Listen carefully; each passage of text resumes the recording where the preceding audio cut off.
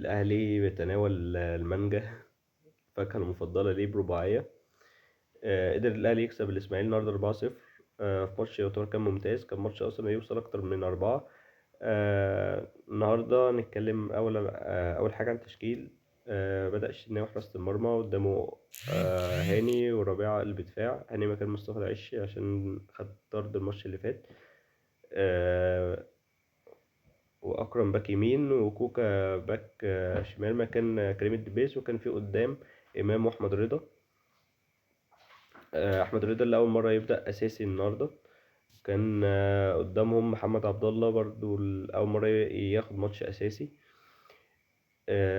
وامام وحسين وجراديشار. الماتش بدأ اول 5 دقايق الاهلي ضاغط، الاهلي بيروح بهجمات.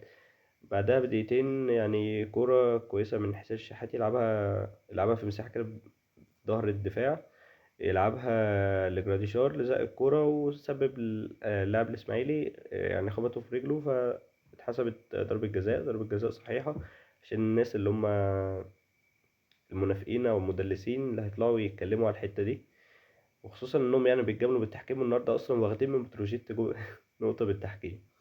يعني ما اتحسبش عليهم طرد أصلا، وكذا جملة يعني ما فيهاش إنذار. كان في إنذار أصلا لزيزو بس عادي، يعني دي حاجات احنا متعودين عليها. الأبيض وبيراميدز بيتجاملوا وجمهورهم بيطلع يعيط ويقول لك اللي احنا اللي بنتجامل يعني وكده. آه بعدين الأهلي فضل نص ساعة مسيطر، فضل بيروح بخطورة الأهلي برضو يعني. إمام قدر يحصل على بيلين تاني. دخل الشحات، لعب الكرة بقوة، لعبها في العارضة يعني. الشحات يعني الشوط الأول ما كانش أحسن حاجة يعني، ما كانش يعني الشوط الأول ظهر. يمكن الشوط التاني كان فيه أداء عن كده يعني. المهم الشوط الأول ما كانش فيه جديد يعني، خلص 1-0. ما كانش فيه هجمات من الإسماعيلي، الأهلي كان ليه الأفضلية في كل حاجة.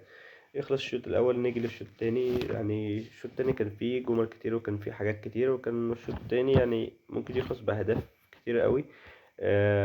في كرة في الدقيقة 47 كان من ركنية للإسماعيلي، الأهلي قدر قطع يعني.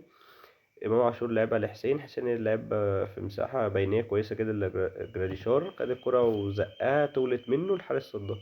يعني ده كان ممكن يخلصها يعني بشكل احسن من كده ويسجل النهارده. بعدها محمد عبد الله عمل في الدقيقه 51 محمد عبد الله عمل عرضيه ممتازه.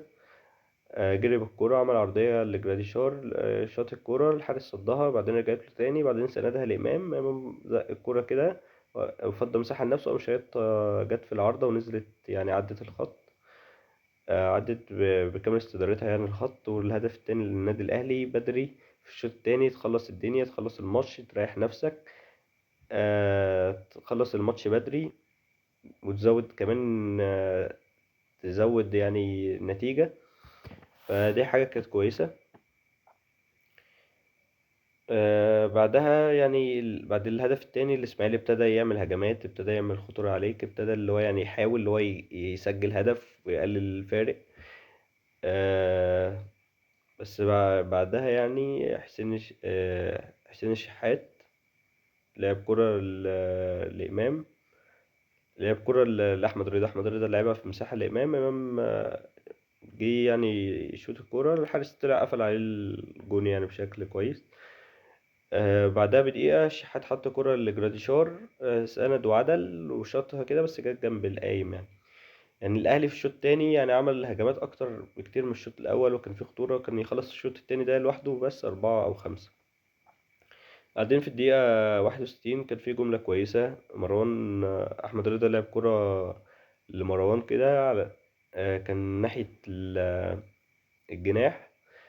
لعب الكرة عرضية كده على طول لجراديشار، ينكش الكرة كده بدماغه وتيجي جنب القايم يعني.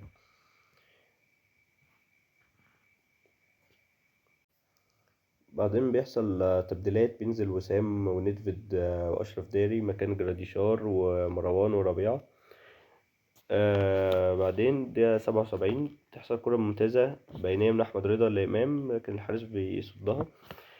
وبعدين في الدقيقة 82 الأهلي بيقدر يسجل الهدف التالت بمهارة ومجهود فردي من محمد عبد الله اللي خد الكرة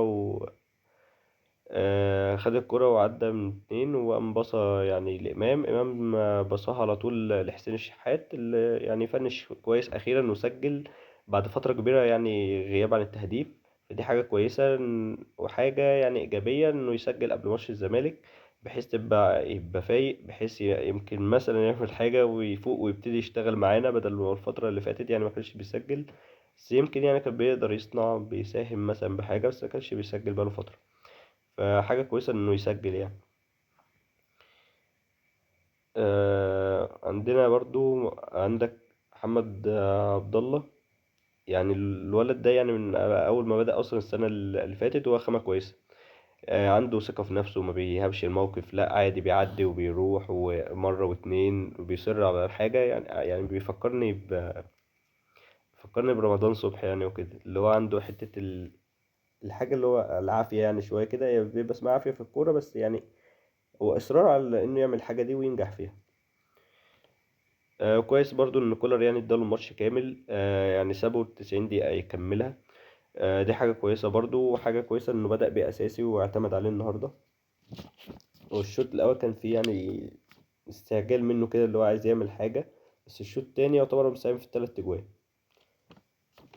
بعدين بتيجي هدف ربع للنادي الاهلي في الدقيقة 86. محمد عبد الله برضو يلعب الكرة يسندها لبره لأحمد رضا اللي بيسدد تسديدة صاروخ من فيرست تايم وان تاتش كده، اللي هي ما في يعني ما تصدش دي يا اسطى، يعني دي تتبروز اصلا. يجي بقى لتقييم اللعيبه. الشناوي يعتبر ما جاش عليه كور، ما جاش عليه اختبارات، ما جاش، اللي يعتبر كان في كرة واحدة اللي جت في العارضة كان فيها سرحان أصلا من الدفاع، يعني حتى لو كانت هدف ما يتحملش مسؤوليته. يعني الشناوي 5/10. ربيع وهاني يعني نفس الموضوع برضو، ما جاش عليهم اختبارات كتير، يعني 5/10. عندنا كوكا كان كويس دفاعيا، بس كان في كور هجوميا كده كان بيستعجل فيها، وكان في برضه كور كتير بتتقطع منه، يعني 4.5/10. أكرم كان كويس من الناحية الدفاعية، بس هو هجوميا ما اداليش أي حاجة، خصوصا الماتش كان مفتوح، كان ممكن يزيد مثلا بكور هجومية يعمل حاجة. 6/10 لأكرم.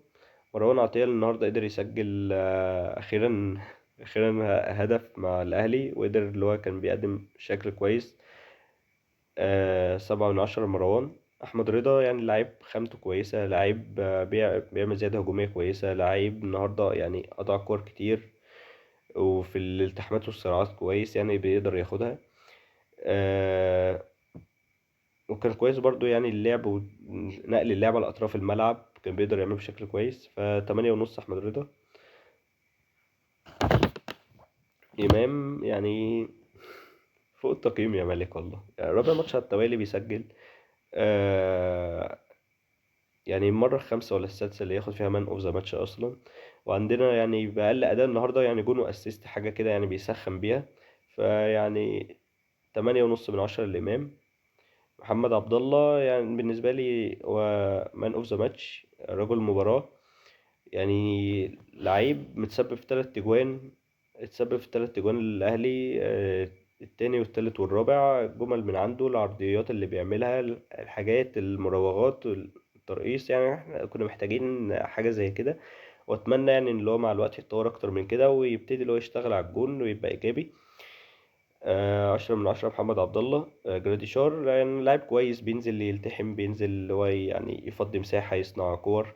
وكان بيضغط كويس. هو ضيع النهاردة بتاع كورتين، بس قدر اللي هو يتسبب في بيلين، وتسبب في صنع يعني هدف لإمام.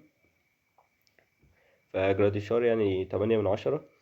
الشحات يعني شوط أول ممكن يبقى شوط أول سلبي، إنما الشوط التاني يعني كان إيجابي وصنع كذا فرصة وكان بيروح، ويعني عمل كذا فرصة سواء لإمام وكان أو جراديشار، وقدر إن هو يسجل النهاردة. فدي حاجة إيجابية، حاجة معنوية ليه، أتمنى اللي هو يشتغل على كده ويعني وينهي ويفنش يعني أحسن من كده، ويركز أكتر من كده. 7/10 حسين. النهاية مليون مبروك للنادي الأهلي، مليون مبروك اللي جاي. وهنتكلم طبعا على ماتش الزمالك. هنعمل في ليلة المباراة بإذن الله ونتكلم عن كل حاجة. السلام عليكم.